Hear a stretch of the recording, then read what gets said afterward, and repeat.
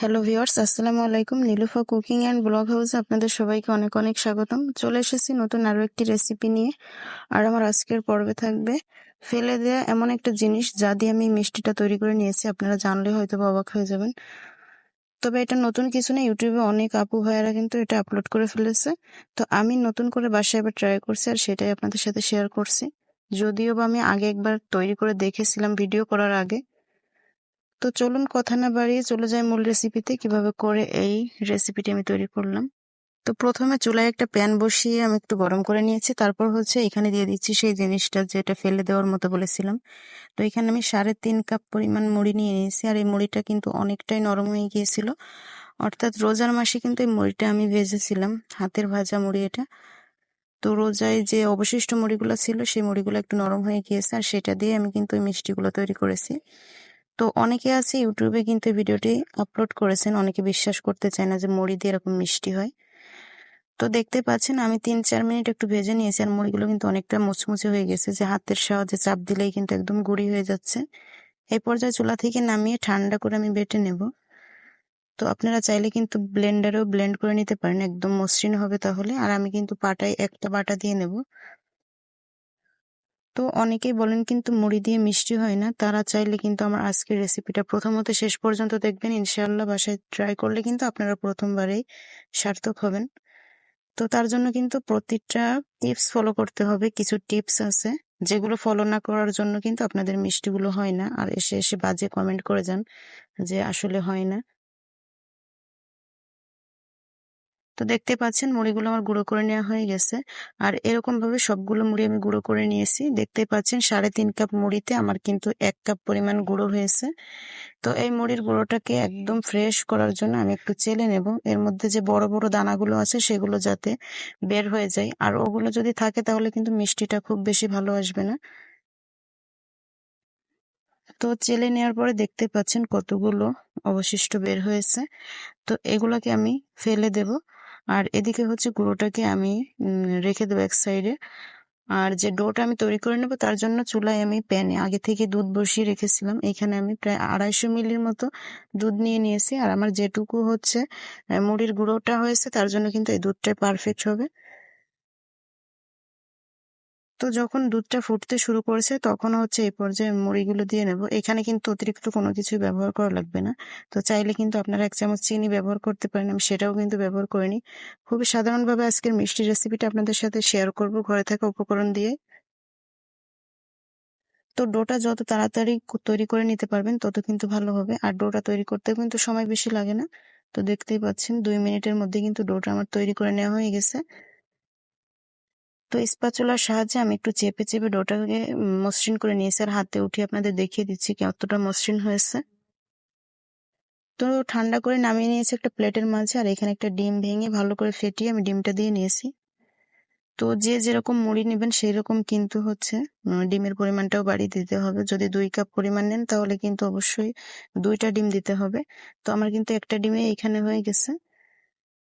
একটু চেপে চেপে ডোটাকে আমি মেখে নেব যাতে করে খুব মসৃণ হয়ে যায়। যখন ডিমের সাথে আমার ডোটাকে মেখে নেওয়া হয়ে গেছে এই পর্যায়ে দিয়ে দিচ্ছি 2 টেবিল চামচ, আহ 2 চা চামচ গুঁড়ো দুধ দিয়ে দিচ্ছি আমি। তারপর এখানে দিয়ে দিচ্ছি 1 চা চামচ পরিমাণ ঘি। ব্যাস এই কয়টা উপকরণ দিয়ে কিন্তু আজকের মিষ্টিটা আমি তৈরি করব। খুব ভালো করে মাখিয়ে নেব ঘি এবং গুঁড়ো দুধের সাথে ডোটাকে।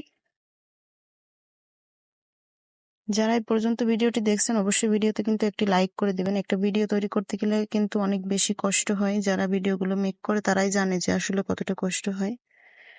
দেখতে পাচ্ছেন আমি কিন্তু রেস্টে রেখে দিনে জাস্ট হাতটা ধুয়ে আমি চলে এসেছি, আর একটু ঘি মেখে নিয়েছি মিষ্টিগুলোর শেপটা দেওয়ার সময় যাতে কোনো অসুবিধা না হয়।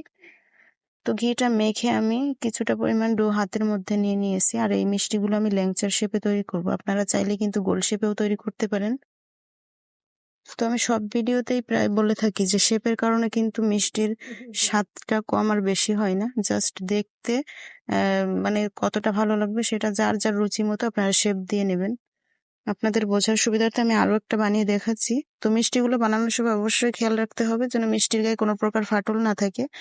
যদি ফাটল থেকে থাকে তাহলে কিন্তু তেলের মাঝে দেওয়ার সাথে খুলে যাবে। তো দেখতেই পাচ্ছেন একইভাবে সবগুলো মিষ্টি আমি তৈরি করে নিয়েছি, আর এখানে আমার 10টার মতো মিষ্টি হয়েছে। আর মিষ্টিগুলো কিন্তু খুব ভালোভাবে ডলে ডলে তৈরি করে নিয়েছি, কোনো প্রকার ফাটল নেই। তো চুলায় মিডিয়াম আঁচে আমি তেল গরম করতে রেখে দিয়েছিলাম, আর তেলের টেম্পারেচারটা দেখুন যে কিরকম। তো মিষ্টি ছাড়ার পরে হচ্ছে কোনো রকম বুদবুদি উঠছে, খুব বেশি গরম কিন্তু না তেল।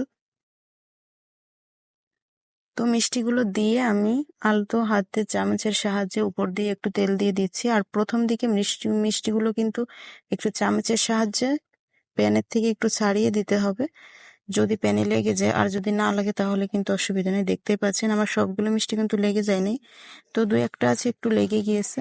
তো সেগুলোকে আমি অনায়াসে একটু চামচের সাহায্যে উল্টে দিচ্ছি।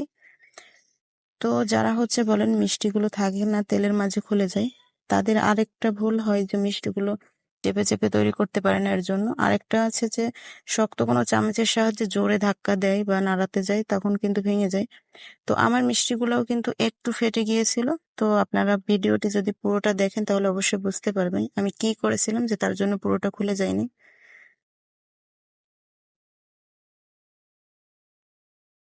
তো দেখতেই পাচ্ছেন আমি কতটা সতর্কতার সাথে হচ্ছে মিষ্টিগুলো উল্টিয়ে দিচ্ছি।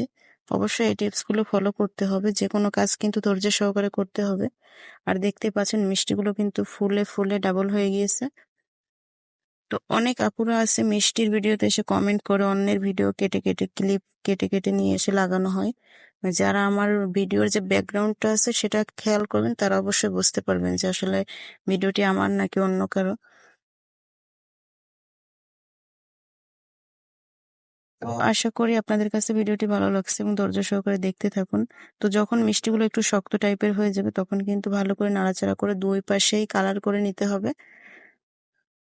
তো এই যে দেখতে পাচ্ছেন আমার যে কালারটা আমি আনতে চেয়েছিলাম সে কালার চলে এসেছে, আমি এই পর্যায়ে হচ্ছে তুলে নেব। তো মিষ্টিগুলো আমি তুলে নেওয়ার পরে দেখিয়ে দেবো যে ভাজার পরে কেমনটা হয়েছে লুক। আপনারা চাইলে কিন্তু এর থেকে কালো করতে পারেন, সেটা আপনাদের রুচির উপর নির্ভর করবে। আমি এরকম একটা কালার চেয়েছিলাম তাই তুলে নিয়েছি। তো এবার হচ্ছে আরেকটা প্যানের মাঝে আমি দিয়ে দিচ্ছি 1 কাপ পরিমাণ চিনি, আর 1 কাপ চিনির জন্য দিয়ে দিচ্ছি 1.5 কাপ পানি। তো চিনি শিরাটা আমার কাছে মনে হয় যতটা পাতলা হয় তত কিন্তু শিরাটা মিষ্টির মাঝে স্যুপ করে বেশি। এর জন্য আমি একটু পানির পরিমাণটা বাড়িয়ে দিয়েছি, যদিও বা টানিয়ে নেব পানিটি।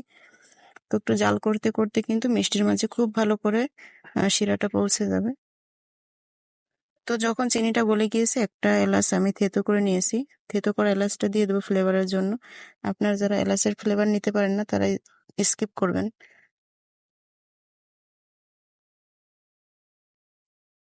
তো যখন ভালোভাবে ফুটে উঠেছে তখন হচ্ছে এর মাঝে মিষ্টিগুলো আমি দিয়ে দিচ্ছি, আর মিষ্টিগুলো দিয়ে আমি প্রায় 5-7 মিনিট একটু জাল করে নেব মিডিয়াম আছে। আর অবশ্যই এই পর্যায়ে হচ্ছে ঢাকনাটা দিয়ে বন্ধ করে রাখবো। একটু ভালো করে নাড়াচাড়া দিয়ে দিয়েছি, এবার ঢাকনা দিয়ে একদম 5-7 মিনিট পরে হচ্ছে ঢাকনাটা খুলবো। তো দেখতে পাচ্ছেন 5-7 মিনিট আমি জাল করে নিয়েছি, এবার ঢাকনাটা খুলেছি। তো শিরা কিন্তু অনেকটাই স্যুপ করে নিয়েছে। এবার হচ্ছে ঢাকনা বন্ধ করে চুলাটা বন্ধ করে ঢাকনা দিয়ে ঢেকে রেখে দেবো প্রায় 1 ঘন্টার জন্য। আপনাদের হাতে সময় থাকলে কিন্তু ওভারনাইট রেখে দিতে পারেন, অথবা 3-4 ঘন্টা রেখে দিলে কিন্তু খুব ভালো ফলাফল পাবেন। যেহেতু আমার হাতে সময় কম ছিল তাই হচ্ছে আমি 1 ঘন্টার জন্য রেখে দিয়েছিলাম। তো এই যে দেখতেই পাচ্ছেন মিষ্টিগুলো কিন্তু খুব ভালোভাবে রসটাকে স্যুপ করে নিয়েছে, রসটাও অনেকটা কমে গিয়েছে। তো আপনাদের সাথে আমি শেয়ার করছি। তো একটা সার্ভিং প্লেটে আমি তুলে নিয়েছি। দেখতে পাচ্ছেন মিষ্টিগুলোর কালার কিন্তু একদম দোকানের মিষ্টির মতো এসেছে, আর এটা দেখলে বা খেতলেও কিন্তু বোঝা যাবে না এটা মুড়ি দিয়ে তৈরি। তো আপনারা যারা প্রথমত ভিডিওটি দেখেছেন তারা অবশ্যই বুঝতে পারবেন যে ভিডিওটি কিন্তু কোনো ক্লিপ কেটে নেওয়া না কোনো জায়গা থেকে। তো একটা আমি আপনাদের সাথে কেটে শেয়ার করব কেমন হয়েছে। তো যারা এই পর্যন্ত ভিডিওটি দেখেছেন, যাদের কাছে ভালো লেগেছে অবশ্যই কিন্তু কমেন্ট বক্সে জানিয়ে দিবেন। আর ভালো লাগলে ভিডিওতে লাইক করে দিবেন, চ্যানেলটিকে সাবস্ক্রাইব করে পাশের বেল আইকনটি অল ক্লিক করে দিবেন পরবর্তী ভিডিওগুলোর নোটিফিকেশন পাওয়ার জন্য। যারা এই ভিডিওটি ফেসবুক পেজ এবং টিকটক থেকে দেখছেন অবশ্যই কিন্তু পেজগুলোতে ফলো দিয়ে রাখবেন এরকম নিত্য নতুন রেসিপি পাওয়ার জন্য। আশা করি আজকের রেসিপি অনেক অনেক বেশি ভালো লেগেছে। তো বাসায় একবার ট্রাই করবেন। ফিরে আসবো অন্য নতুন কোনো রেসিপি নিয়ে। সে পর্যন্ত সবাই অনেক বেশি ভালো থাকবেন, আমার জন্য দোয়া করবেন।